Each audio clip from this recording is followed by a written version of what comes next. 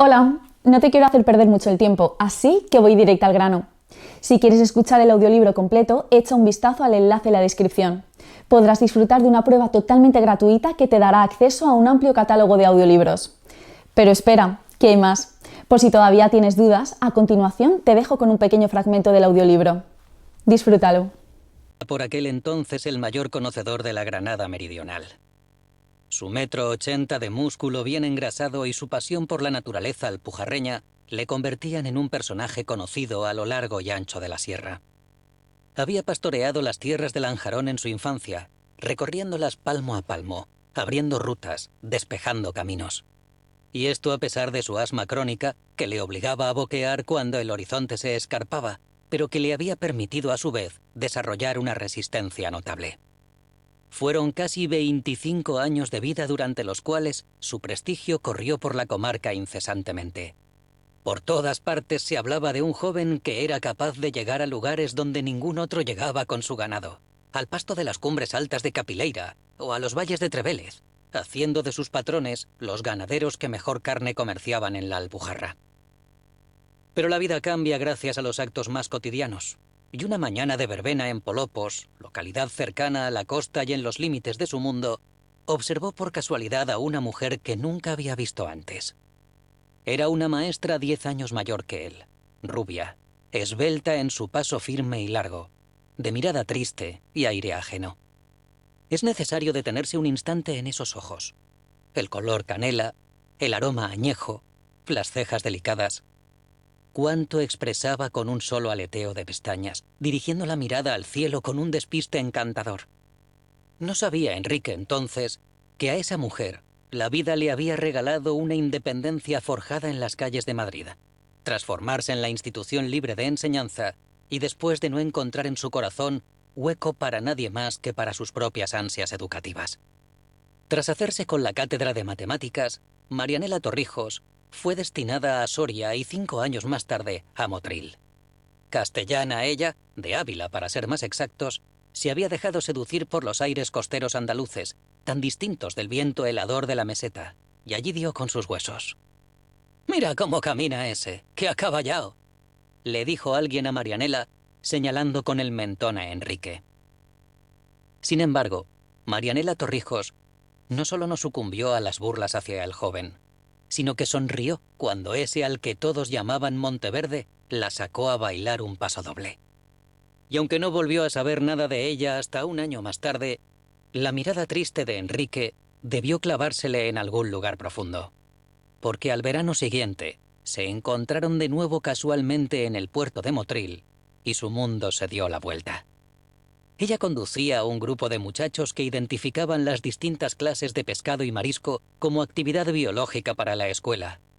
Él buscaba a un viejo comerciante de carne con el que tenía tratos. Ambos se reconocieron, y en esos ojos semicerrados de ella, Enrique encontró una ligera puerta abierta que no dudó en intentar abrir cuando una semana más tarde volvió la verbena de Polopos. Ella sonrió esta vez, y cuando Monteverde, el humilde pastor, le pidió a Marianela un paseo por los riscos de Calahonda, ella, por primera vez en su vida, le dijo sí a un hombre. Calahonda, Granada. Verano de 1916. Cabe preguntarse qué buscaba Marianela Torrijos en aquel humilde pastor trashumante que a priori, bajo los preceptos que habían regido hasta entonces su vida, nada podía ofrecerle a ella. Analfabeto, sin nociones de lectura ni escritura, muy distinto a los cánones de hombre que había tratado en la remota institución libre, muy alejado a su vez de la rudeza de las gentes llanas que conoció en Ávila. Es de suponer que aquella mañana, caminando junto a la torre pirata de Calahonda, vio en él algo que no supo identificar, pero que le sirvió para perderle el miedo a las relaciones afectuosas y de paso, para dejar sin respuesta la pregunta indirecta que encabeza este párrafo. 2 días después volvieron a pasear, esta vez por las laderas de Salobreña. Y un mes más tarde, tras 30 espesos días en los que ambos se desearon tanto como para hacerse eternos, Monteverde volvió a atravesar los valles escarpados de la Alpujarra para satisfacer la única exigencia de aquella mujer a la que sin remedio amaba. Si quería pasear, dijo ella, tendría que ser a la vera del mar. Se besaron esa noche, cuando la luna ya se reflejaba al otro lado del puerto. Y se besaron 12 veces más a lo largo del año, una por mes, que era la frecuencia con la que podía volver Enrique a visitar a su ya amada Marianela. Hasta que por fin, de nuevo en verano, Monteverde abandonó su Alpujarra natal para trasladarse a la costa, afianzada ya la relación. Sintió él dejar atrás su tierra, y más lo sintieron todavía los ganaderos de la zona. Se casaron en soledad. Enrique no tenía familia y Marianela la tenía lejos. Así dio comienzo una vida compartida que, durante años, solo les trajo felicidad. Calahonda, Granada, año de 1922.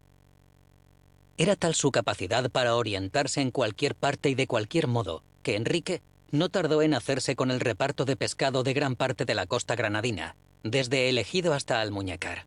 Lo contrató un viejo mercader magrebí que vivía en Granada desde tiempos de la batalla de Tetuán, cuando su padre desertó para enrolarse en la Armada Española. A sus capacidades orientativas, añadió Marianela otras nociones de lectura y escritura que el señor Monteverde aprendió rápido. Aunque su nuevo trabajo le obligaba a pasar temporadas fuera de casa, lo cierto es que así aplacaba su nostalgia por el rebaño y las praderas alpujarreñas. Marianela se quedó embarazada en el año 18 y dio a luz a su único hijo en el 19, tras pasar una gripe de esas que llamaban española poco oportuna. Pese a que fue un embarazo duro, acababa de terminar la Gran Guerra, así que libres de ajetreos políticos, Marianela y Enrique criaron a su hijo, Germán Monteverde, apartados de casi todo en aquel pequeño rincón de la costa andaluza, sin tener en cuenta nada más que su propia dicha. Germán había cumplido ya los 12 años cuando todo cambió de pronto. Con la llegada de la República, un viejo compañero de su madre, el señor Casares Rodríguez, se presentó en la casa de los Monteverde. Germán recordaría para siempre su figura. Hombre enjuto, de anchos hombros, espalda inacabable, dejaba que tanto los ojos como la nariz y la boca se perdieran en el marasmo de arrugas que poblaban su cara. Uno de esos seres humanos asimétricos cuyo lado izquierdo es muy distinto del derecho, en cuyo rostro uno puede ver una sonrisa en su frente mientras contorsiona el rostro de tristeza por el través. El pelo, blanco pero abundante, lo peinaba a raya, y el traje que lucía más parecía propio de un dirigente que de un profesor. «Mari, quiero que formes parte de la Comisión Provincial de Misiones Pedagógicas». Obviamente, Germán no tenía idea entonces de a qué se refería aquel buen hombre. Solo supo que aquella noche su padre y su madre intercambiaron pareceres de manera acelerada y que un mes más tarde recogieron sus cosas, pagaron la renta del piso que quedaba por abonar y pusieron rumbo a la ciudad de Granada. «Mamá, ¿qué harás en esas misiones?». Ella miró con ternura a su hijo. «Ayudar a los que más lo necesitan». Calle Elvira, Granada, año de 1931. Con la llegada a Granada, Marianela Torrijos dejó atrás las aulas para enclaustrarse en los despachos. Bueno, quizá el término despacho sea demasiado ambicioso. Apenas contaba la Comisión de Misiones Pedagógicas de Granada con un pequeño cuartucho donde reunirse. Y bien pensado, el verbo enclaustrar tampoco parece preciso, puesto que las misiones nunca se detenían. Visitaban los pueblos, y una vez allí, planeaban conferencias, charlas, coloquios, recitales de poesía. Al marcharse dejaban detrás de sí una pequeña biblioteca para el pueblo, un gramófono con algunos discos y cosas por el estilo.